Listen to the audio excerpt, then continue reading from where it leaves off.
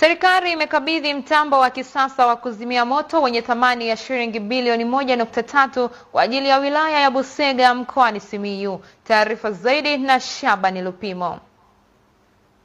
Kamanda wa Jeshi la Zimamoto na Uokoaji mkoa wa Simiyu, Faustini Mtitu, anasema mtambo huu utasaidia kuongeza uwezo wa jeshi hilo katika kutoa huduma kwa haraka pindi majanga yanapotokea, hususan katika maeneo ya makazi, taasisi za umma na maeneo ya biashara. Busega mna gari ambalo Marekani wanalitumia, mna gari ambalo Uingereza wanalitumia, mna gari ambalo tunakopenda kwenda sana siku hizi Dubai na kwingine wanatumia magari yenye teknolojia hii. Kwa Busega manake nyie sasa hivi mko sawa sawa na viwango vya zimamoto ambavyo vinapatikana kwenye maeneo mengine huko duniani.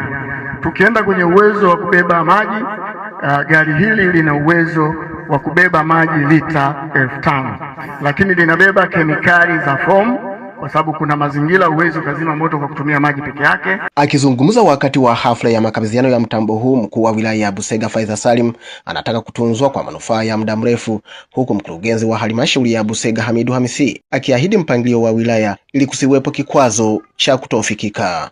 RUWASA, BUSEWASA, kwenye miradi yenu usanifu mnaofanya hakikisheni kwamba kuna maeneo mnaweka kwa ajili ya fire hydrants. Lakini tunaendelea tena kumshukuru Mheshimiwa Samia Suluhu Hassan kwenye mradi mkubwa huu wa mabadiliko ya tabia nchi ambao unaendelea kutekelezeka, mradi wa bilioni 400, zaidi ya bilioni 400, tunajengewa fire hydrants na itakamilika muda si mrefu. Sisi kama halmashauri tutatoa ushirikiano na tutatenga maeneo na kutumia wataalamu wetu, tutahakikisha maeneo yote yanafikika kwa maana ya kusaidia mitambo hii iweze kufanya kazi kwa ufasaha zaidi. Wakazi wa Busega wanashukuru uwepo wa mtambo huu, wakisema utasaidia kupunguza hasara zinazotokana na matukio ya moto. Tunatumaini kama gari la zimamoto linaweza likaja katika wilaya yetu hii ya Busega, lakini kwa sababu limefika basi tunaona furaha sana.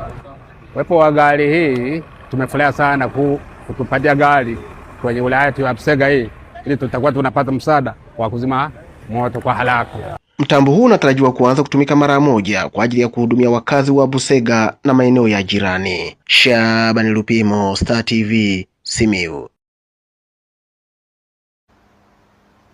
Mke wa Rais wa Zanzibar Mama Mariam Mwinyi anatarajiwa